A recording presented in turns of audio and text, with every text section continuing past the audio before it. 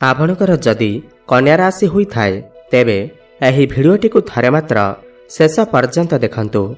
कन्या राशि व्यक्तिविशेष मानकर जीवन एही रज संक्रांति ठारू बदलिबाकु जाउअछि, कारण ग्रह नक्षत्र मानकर चलन रे गोटे बहुत बड़ परिवर्तन हेबाकु जाउअछि, जहाद्वारा एही रज संक्रांति ठारू एमानकर जीवन रे चलिथिबा समस्त दुख कष्ट एवं समस्यार अंत हेबाकु जाउअछि एवं पुणी थरे खुशी फेरिबाकु जाउअछि। देखंतु बुध शुक्र एवं सूर्यंकर राशि परिवर्तन हेबाकु जाउअछि, जहाद्वारा आपणकर जीवन रे किछि बड़ हेबाकु जाउअछि। आपणक जीवन रे चलिथिबा समस्त दुख कष्टर अंत हेबाकु जाउअछि। पुनर्बार आपणकर जीवन रे खुशी फेरिबाकु जाउअछि। तेबे आसंतु जानिबा एही रज संक्रांति ठारू आपणकर जीवन रे कौन सबु बड़ परिवर्तन हेबार अछि। एहा पूर्वरु जदि आपणकर भी कन्या राशि होइथाय एवं आपण भी ईश्वर को सच्चा हृदय रे भक्ति करुथांती विश्वास करुथांती तेबे एही भिडियोटी को लाइक करी कमेंट बॉक्स रे जय जगन्नाथ जय माँ लक्ष्मी अवश्य लिखि दियंतु। देखंतु पूर्वर आपणकर स्वास्थ्य खराब रहुथिला, धन जनित समस्या देखा देउथिला। आपण ऋण नैथिले किंतु ऋण सुझी पारु नथिले।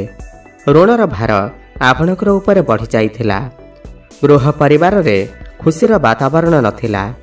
शिक्षा क्षेत्र रे समस्या देखा देउथिला। आपणकर अननेसेसरी खर्च हेउथिला।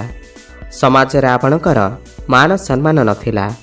आपणकु चाकरी प्राप्ति होई पारु नथिला। संतान संतति पाई आपण चिंतित थिले। आपणकर व्यापार वाणिज्य रे लॉस हेउथिला। प्रेम जीवन रे समस्या देखा देउथिला। तेबे एही भली जहा भी समस्या आपणकर जीवन रे चालुथिला ताहा एबे दूर हेबाकु जाउअछि। आपणकर जीवन रे पुणी थरे खुशी फेरिबाकु जाउअछि। आपणक जीवन रे नूतन सूर्य उदय हेबाकु जाउअछि। देखंतु सबठार बड़ कथा एहा अटे कि सूर्य एवं बुधंकर राशि परिवर्तन हेउअछि।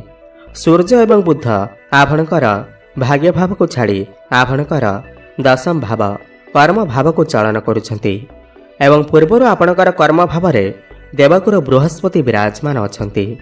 सूर्य एवं बुध आपणकर कर्मस्थान रे बुधादित्य राजयोगर निर्माण करुछंती।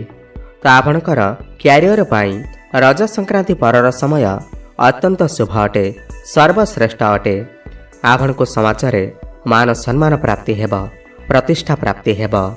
समाज रे आपणकर लोक संपर्क बढ़िब। जो व्यक्तिविशेष माने बेरोजगार अछंती तो निश्चिंत भाव रे एही रज संक्रांति परे सेमानकु नूतन कर्म प्राप्ति हेबार बहुत अधिक संभावना बनुअछि। आपण चेष्टा जारी रखंतु। आपणको निश्चिंत भाव रे चाकरीटीए प्राप्ति हेब। कौनसी एमएनसी कंपनी रू जॉब ऑफर मध्य आसी पारे। देखंतु आपणकु ऊपर ऑफिसरंकर सपोर्ट मध्य प्राप्ति हेब। आपणक पाखकु नुआ नुआ काम मध्य आसीब। आपणक भितरे ज्ञान एवं बुद्धि बढ़ी जिब, काहेकि बृहस्पति मध्य आपणकर कर्म स्थान रे अछंती। आपण समस्त कर्म को बहुत सहज भाव रे करि परिबे। कर्म स्थान रे आपण गोटे अजब शांतिर अनुभव करिबे। जो माने पूर्वर चाकरी बाकरी करुछंती तो सेमानकर प्रमोशन हेबार बहुत अधिक संभावना बनुअछि। कर्मस्थान रे किछि ना किछि बड़ परिवर्तन अवश्य घटिबाकु जाउअछि। ट्रांसफर हेबार मध्य बहुत अधिक संभावना बनुअछि। देखंतु सूर्य हेउछंती आपणकर द्वादश भावर अधिपति। द्वादश भाव विदेशर भाव होइथाय। आपण आपणकर कर्म को नहीं विदेश यात्रा मध्य करि पारंती। कौनसी वैदेशिक गतिविधि रे आपणको सफलता प्राप्ति हेब। इम्पोर्ट एक्सपोर्ट काम रे आपणको सफलता प्राप्ति हेब। जो व्यक्तिविशेष माने विदेश रे रही कौनसी काम कार्य करुछंती तो सेमानकु लाभ ही लाभ प्राप्ति हेब। देखंतु शनि आपणकर सप्तम भाव रे शश नामक राजयोगर निर्माण करुछंती। सप्तम भाव आपणकर व्यापार वाणिज्यर भाव होइथाय, दाम्पत्य जीवनर भाव होइथाय। तो व्यापार वाणिज्य रे आपण ही रज संक्रांति परे बहुत अधिक उन्नति करिवे। कौनसी नूतन व्यापार मध्य आरंभ करि पारंती। पार्टनरशिप रे व्यापार वाणिज्य करुथिले आपण टिके सतर्क रुहंतु, कहीं आपण काहाकू आखि बंद कर विश्वास करंतु नाही, नहेले समस्या पड़ पारती।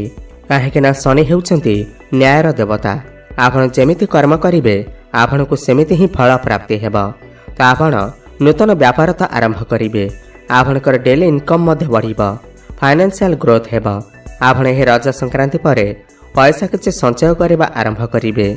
जमा होइतिबा पुंजी रे वृद्धि देखिबाको मिलिब। वैवाहिक दाम्पत्य जीवन रे सुखमय व्यतीत हेब, किंतु आपणक भितरे मझिरे आर्गुमेंट मध्य होई पारे। आपणकर पार्टनर को भितरे जिद्दीपण देखा देई पारे, मझिरे कଳି झगड़ा मध्य होई पारे। एथिप्रति आपण टिके ध्यान देबे, किंतु आपणकर लाइफ पार्टनर को कैरियर रे ग्रोथ आसीबा। देखंतु पंचम भाव आपणकर लव लाइफ रो भाव होई थाए, भल पाइबार भाव होई थाए, शिक्षा क्षेत्र रो भाव होई थाए एवं पंचम भावर अधिपति सप्तम रे विराजमान अछंती। तो आपणकर भल पाइबारे आपणको सफलता प्राप्ति हेब।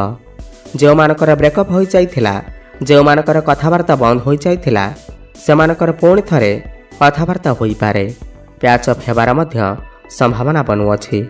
आपणकर भल पाइबा विवाहर रूप मध्य नहीं पारे एवं जो व्यक्तिविशेषकर विवाह बयस होई जाइछि तो सेमानक घर को विवाह प्रस्ताव मान आसी पारे एवं विवाह फाइनाल मध्य होई पारे। भ्रमण सुख आपनको प्राप्ति हेब, मिलन सुख आपनको प्राप्ति हेब। शिक्षा क्षेत्र रे मध्य आपण बहुत अधिक उन्नति करिवे।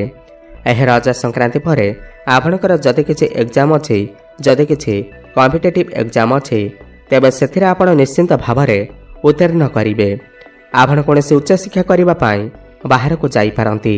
समस्त इंटरव्यू रे आपनको सफलता प्राप्ति हेब। पाठ पढ़ारे आपण किछि ना किछि बड़ा डिसीजन नहीं पारंती। प्रतियोगितामूलक परीक्षा रे आपनको सफलता प्राप्ति हेब।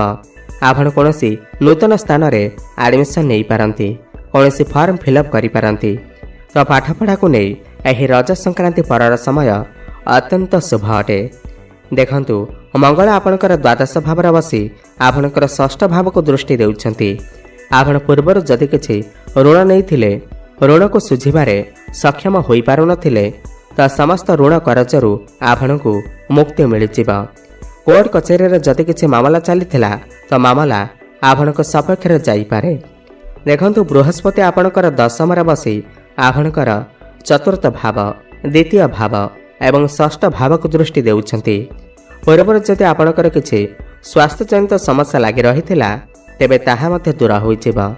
आपण स्वास्थ्यवान अनुभव करिवे। द्वितीय भाव को देखिबार माने हैला, द्वितीय भाव आपणकर धनर भाव होइथाय। आपणकर धनर वृद्धि देखिबाक मिलिब। आपणकर घर को खुशी खबर प्राप्ति हेब। घर परिवार रे हस खुशीर लहरी लागि रहिब। चतुर्थ भाव को देखिबार माने हैला, चतुर्थ भाव समस्त सुखर भाव होइथाय। तो आपणको समस्त सुख प्राप्ति हेब।